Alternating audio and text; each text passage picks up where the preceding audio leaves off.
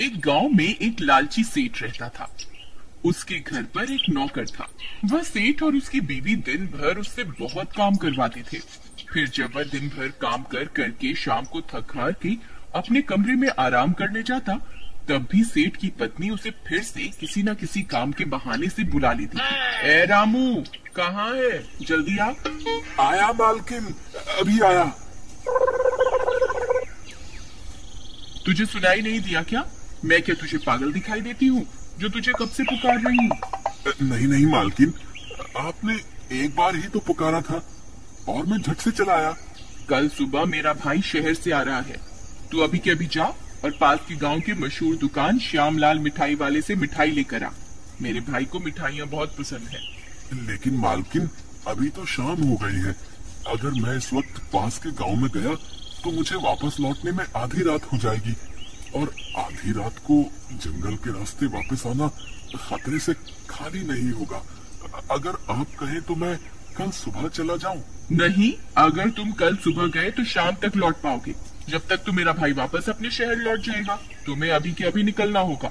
मालकिन, थोड़ी दया करो, मुझे इस वक्त जंगल में मत भेजो। मैंने सुना है उस जंगल में भूत प्रेतों का डेरा है। अगर कोई भूत मेरे से चिपक गया तो मेरा क्या होगा? हाँ, मालकिन दया करो, मुझ पे थोड़ा तो तरस खाओ। लगता है तुझे मेरी बात समझ में नहीं आई। अभी के अभी जाता है या इन्हें बुलाऊं? ये अभी के अभी तेरी छुट्टी कर देंगे। नहीं मालकिन, ऐसा मत कहिए। अगर आपने मुझे नौकरी से निकाल दिया तो मैं कहाँ जाऊंगा?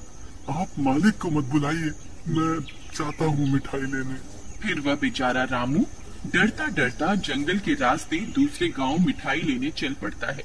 हे भगवान, अभी तो रात नहीं हुई, मैं किसी तरह दूसरे गांव तो पहुंच जाऊंगा, लेकिन वापस लौटते वक्त कृपा करके मेरी मदद करना। फिर वह रात होने तक दूसरे गांव पहुंच जाता है और मिठाई खरीद कर वापस अपने गांव लौटने की तैयारी करता है। हे भगवान, अब तो रात के 12 बज गए हैं। अब क्या करूं? अगर सुबह होने से पहले घर नहीं पहुंचा तो मालकिन नौकरी से निकाल देगी। हे भगवान, मेरी रक्षा करना। फिर वह जंगल में घुस जाता है। थोड़ी दूर चलने पर ही उसे अजीब अजीब सी आहट सुनाई देने लगती है। अरे मर गए, घुंघरू की आवाज किसकी है?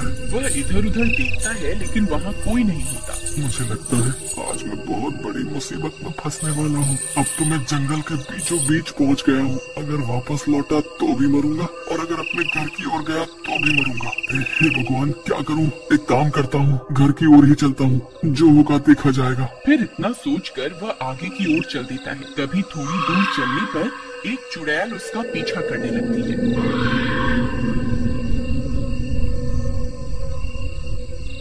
रामू पलटकर देखता है और हैरान रह जाता है। भगवान, ये तो चुड़ैल है, मर गए रे, भागो रे भागो। फिर वह जोर जोर से भागने लगता है। फिर थोड़ी दूर जाने पर वह उसे पलटकर देखता है। तभी वह चुड़ैल सीधा रामू के अंदर घुस जाती है। मर गए रे, ये मुझे क्या हो रहा है? अरे मर गए रे।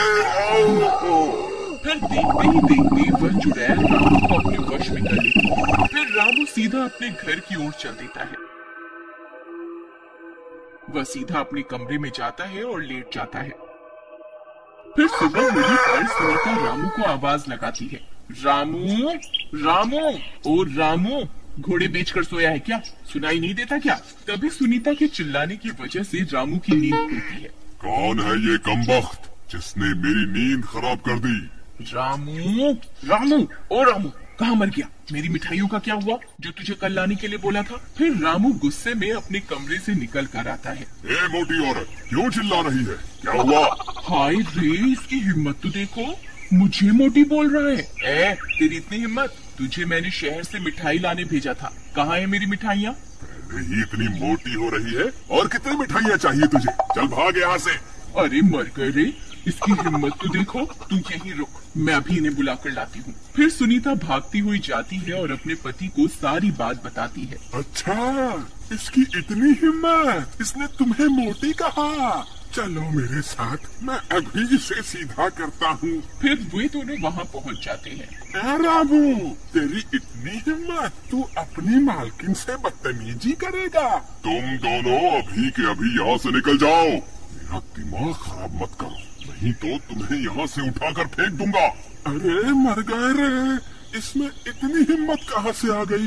अरे सुनीता, इसकी आंखें तो देखो कैसे लाल हो रही है। अजी मैंने तो इसे कल रात को पास के गांव में मिठाई लेने भेजा था, लगता है वापस लौटते वक्त इसके ऊपर भूत चढ़ गया है। ए रामू, मैं तुझसे नहीं डरता, अभी के अभी यहाँ से चला जा, नहीं तो अच्छा नहीं होगा। तेरी इतनी हिम्मत, रुक तुझे अभी बताता हूँ। तभी रामू उन दोनों को उठा निकाला। अरे मर गया रे, ए रामू छोड़ हमें, तू ये सब अच्छा नहीं कर रहा, ए भगवान हमें बचाओ। रामू जी कृपा करके हमें माफ कर दीजिए, आज से हम आपके नौकर हैं, आप जितना चाहे हमसे काम करवा लो लेकिन हमारी जान बख्श दो। फिर रामू उन दोनों को उठाकर घर से बाहर फेंक देता है। अरे मर गए रे, मेरी तो कमर ही तोड़ दी इसने। हाय रामू तेरा नाश बीते, मर गए रे।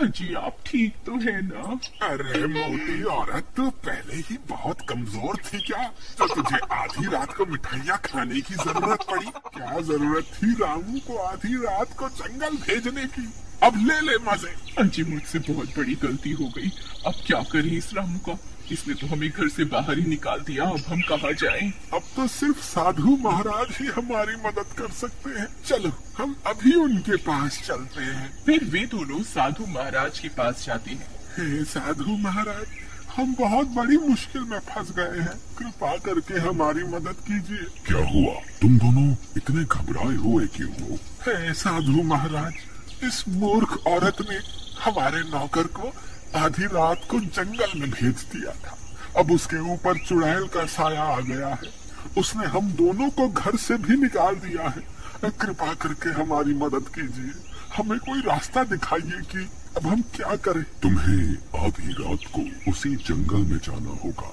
वहीं तुम्हें इस समस्या का समाधान मिलेगा। अजी मुझे तो लगता है ये बाबा सठिया गया है जो हमें आधी रात को जंगल में भेज रहा है। बाबा, लेकिन अगर हम आधी रात को जंगल गए तो हम भी अपने नौकर रामू जैसे बन जाएंगे, जंगल का भूत हमें नहीं छोड़ेगा। आखिरकार आप हमें जंगल क्यों जाने के लिए बोल रहे हैं? इस जंगल में दो भूतों का जोड़ा वास करता है, एक चुड़ैल तुम्हारे घर पर है और दूसरा उसका साथी है जो अब भी जंगल में ही है। तुम्हें जंगल जाकर उसे ढूंढना होगा, वही तुम्हारी मदद कर सकता है। ठीक है साधु महाराज, जैसी आपकी आज्ञा। फिर साधु महाराज की आज्ञा लेकर वे दोनों वहाँ से निकल जाते हैं और फिर रात होने पर, अजी एक काम कीजिए, मैं यही रुकती हूँ, आप जंगल जाकर उस भूत से मदद मांगिए। वाह वाह मूर्ख औरत, तूने क्या मुझे भी अपनी तरह मूर्ख समझा हुआ है?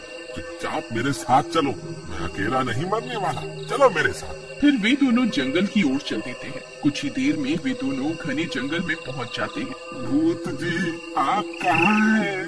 हम आपकी ही तलाश में यहाँ आए हैं, कृपा करके हमें दर्शन दीजिए। अजी ये एक आदमी का भूत है, ये आपकी आवाज सुनकर नहीं आने वाला, मैं कोशिश करके देखती हूँ। राजा जी, राजा जी आप कहाँ हैं? देखो मैं यहाँ आपका कब से इंतजार कर रही हूँ, जल्दी आइए ना, और कितना इंतजार करवाएंगे? क्यों री, तेरा नाश मिटे मोटी औरत, इतने प्यार से मुझे तो कभी नहीं पुकारा तूने, है? भूत जी आप किसी गलत फहमी में मत रहना, ये कोई सुंदर औरत नहीं है, बस मीठी मीठी आवाज निकाल कर आपको बुला रही है, असलियत तो कुछ और ही है। तो ठीक है, फिर मैं जा रही हूँ, आप खुद ही पुकार लो उस भूत को, मैं तो चली वापस। अरे भगवान, तुम नाराज क्यों होती हो? मैं तो मजाक कर रहा था, मुझे इस जंगल में अकेला छोड़कर मत जाओ, मैं आगे से तुम्हारा मजाक नहीं उड़ाऊंगा। तभी इतना शोर शराबा सुनकर वह भूत वहाँ आ जाता है। कौन हो तुम दोनों? तुम्हारी आधी रात को इस जंगल में आने की हिम्मत कैसे हुई? भूत जी, आपकी पत्नी ने हमारे नौकर के शरीर पर अपना कब्जा कर लिया है, कृपा करके हमारी मदद कीजिए।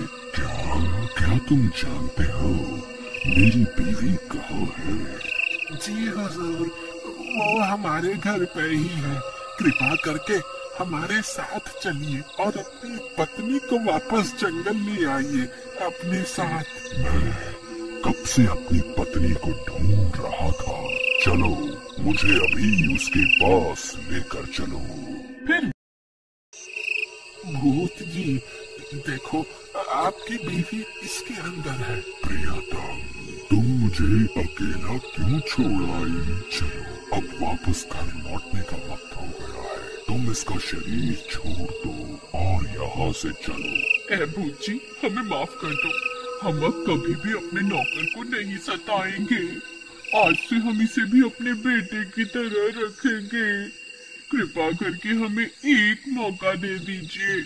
मुझे लगता है इन्हें इनकी गलती का एहसास हो गया है। वैसे भी हमारी जगह जंगल नहीं है।